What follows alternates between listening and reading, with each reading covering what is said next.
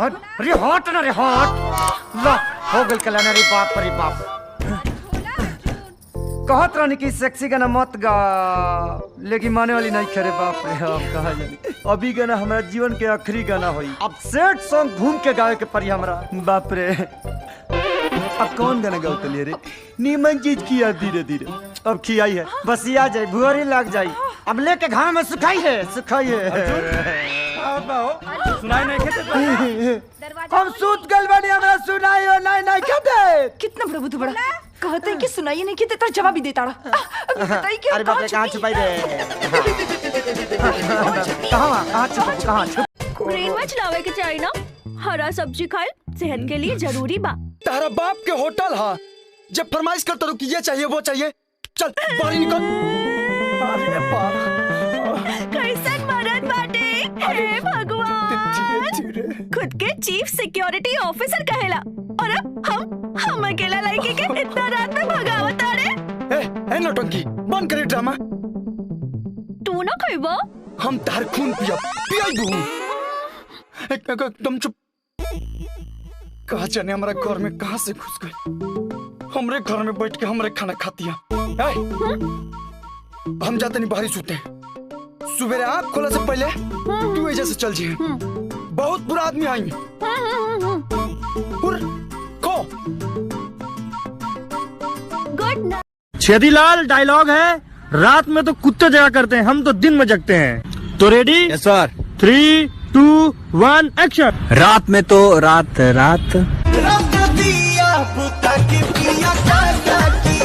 दिखाई छोड़ा के तोरा से खेते जुतवाई। जब कह रहे कि खेत में काम नहीं करेंगे तो नहीं करेंगे। अच्छा ले भाजी देखिए हमको घर में ले जाके खूब मारिए ना, लेकिन के सामने मत मारिए।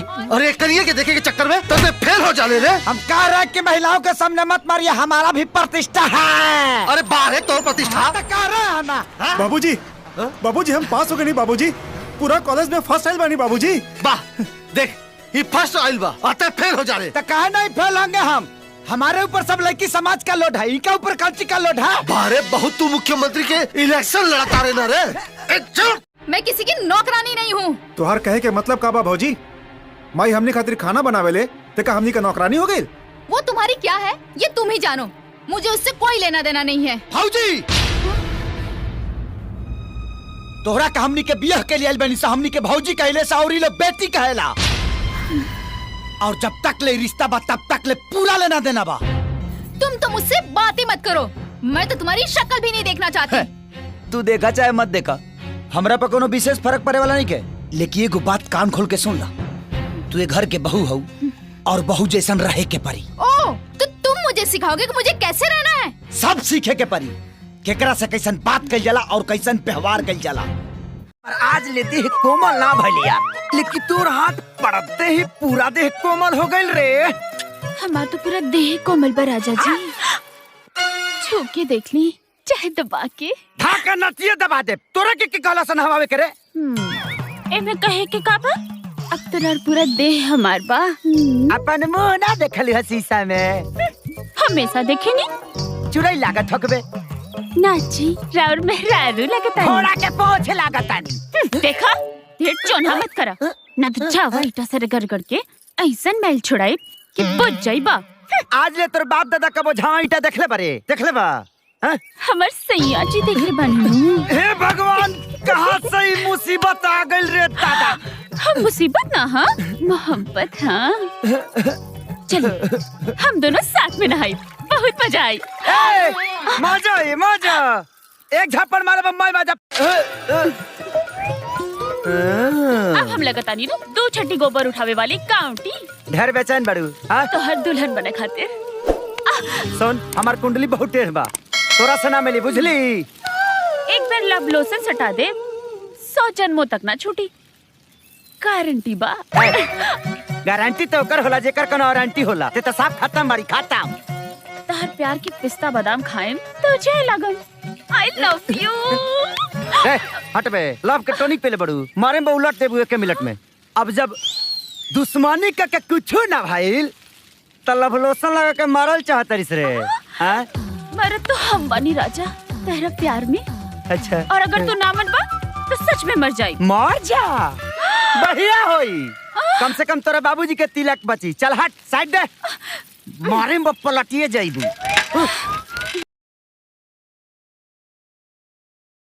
हेलो, कहो तो दबा दूं? माथा में दर्द बा, गला में ना दबा। अब मुझे तुम अच्छे लगने लगे तो तुम्हारा नाटक शुरू हो गया। शराब राती बेरा पिए ले रहूंगी, ए बेरा ना। देखो, अगर तुम शराफत से रहोगे तो मुझे तुम्हारी पत्नी होने में कोई एतराज नहीं है। अरे बाप रे, इतना प्यार से बोलबू तो हम तो हर गुलामी करे के तैयार हो जाए। बस एक बात हमार मान ला, भाई चिरकुट पहनल तू छोड़ दा, मस्त लुग्गा पहन के घूंघट काट के एक बार हमारे सामने आ जाए तो साला हमार करेजा जुड़ा जाए। अब तुम जैसा कहोगे मैं वैसा ही करूंगी। सुनो जी, कहा जी?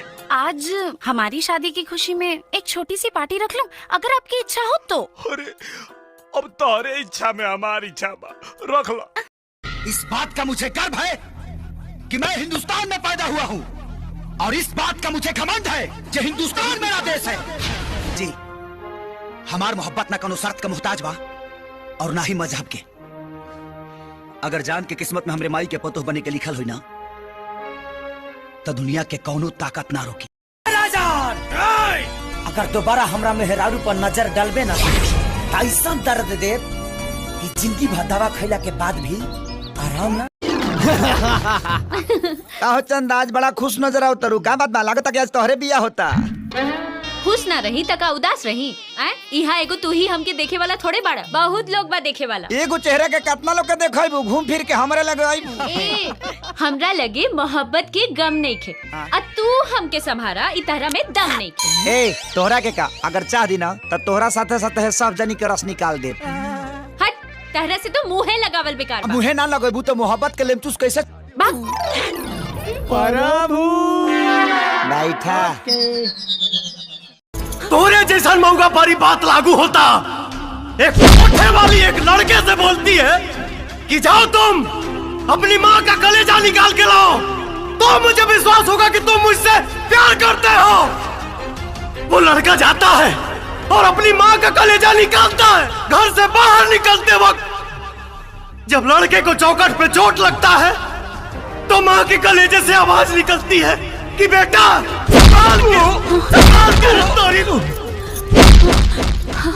और वो लड़का कलेजा उस कोठे वाली के पास लेके जाता है तो वो कोठे वाली बोलती है कि अरे भावा माधर जात, जो तुमको पैदा किया जब तुम उसके नहीं हो सके तो मेरा क्या होगे, मेरा क्या होगे।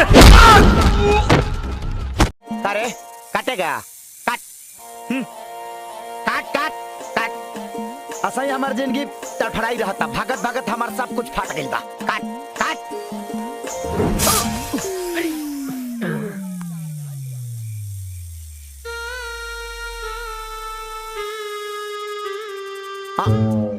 अरे बाप रे बाप, अरे है कितना बड़ा पनौतिया हरे। एकरा के सांप काट लेला, सांप मर गई लेकिन ये पनौतिया जस के तस बैठल बा। अब एकरो जिम्मेदार हम ही बनी रहे। तोहरे चलते खाली हमनी के मिठाई और पटाखा के पैसा बर्बाद होइल बा। मैचवा ना देखले रहते तो तोरा बात टिटा जाइत रे। अरे तो का तमाने हम का कइले बनी रे? हमया उरी खड़ा करतानी, हमया एम्पायर रहनी। उ ठीक से ना खेले सा त घेवड़ा जीती हसा। रात के 11 बज गई, हमार 12 बजाता। ए मेहरारू का तन को अकल नहीं है। अब की तरीके के खींच के लिए बेकरा।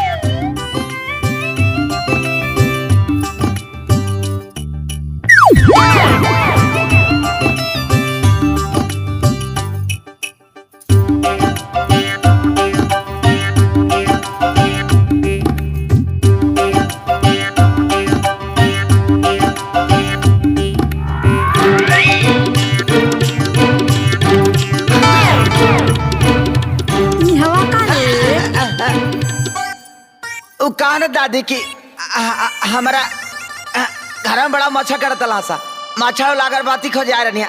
हमरा गोड़ावा का लगे मच्छर वाला अगरबत्ती धइल बा, मारे के हो गिए देबा मुझे सोचना भागिए से। तोर घर का दादी?